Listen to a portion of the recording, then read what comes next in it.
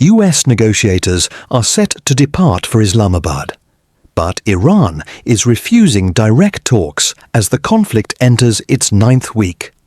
The United States is moving forward with a diplomatic push, sending key envoys to Pakistan in an effort to negotiate an end to a war that has already claimed thousands of lives and shaken global markets. Among those traveling, President Donald Trump's special envoy Steve Witkoff and senior advisor Jared Kushner. They are expected to engage in talks involving Iran's foreign minister, Abbas Araqchi. But in a major setback, Tehran says those talks will not happen face-to-face. An Iranian foreign ministry spokesperson confirmed officials will not meet directly with US representatives, instead choosing to communicate through Pakistan as a mediator. US Defense Secretary Pete Hegseth delivered a stark message, saying Iran still has a chance to strike what he called a good deal. Iran knows that they still have an open window to choose wisely, he said. All they have to do is abandon a nuclear weapon in meaningful and verifiable ways. To the regime in Tehran, the blockade is tightening by the hour. We are in control, nothing in, nothing out. Iran's battered military, the IRGC specifically, has been reduced to a gang of pirates with a flag. They cloak their aggression in slogans, but the world now sees them for what they are, criminals on the high seas. They don't control anything.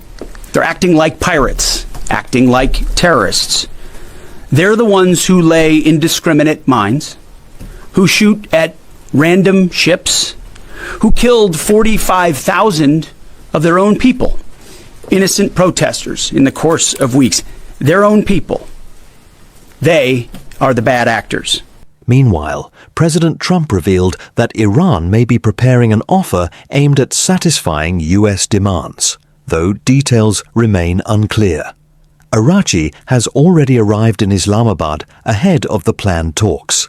However, with Iran ruling out direct engagement, Pakistan's role as a diplomatic middleman becomes critical. At the center of the crisis is the strategically vital Strait of Hormuz, a key shipping route that typically carries about 1/5 of the world's oil supply. Iran has largely restricted traffic through the strait, while Washington continues to block Iranian oil exports. The result? Energy prices surging to multi-year highs, rising inflation, and growing fears over global economic stability. This would not be the first attempt at diplomacy. Just 2 weeks ago, top figures, including Vice President J.D. Vance and Iranian Parliamentary Speaker Mohammad Bakir Kalibaf, participated in talks in Islamabad that ultimately ended without a breakthrough. Despite the tensions, the White House says there have been signs of progress in recent days, expressing cautious optimism that more movement could come this weekend. For now, diplomacy continues, but at a distance. With indirect talks replacing direct negotiation, the path to de-escalation remains uncertain. As global markets react and tensions persist, all eyes remain on Islamabad, where the next move could shape the course of this crisis. Stay with us for continuing coverage.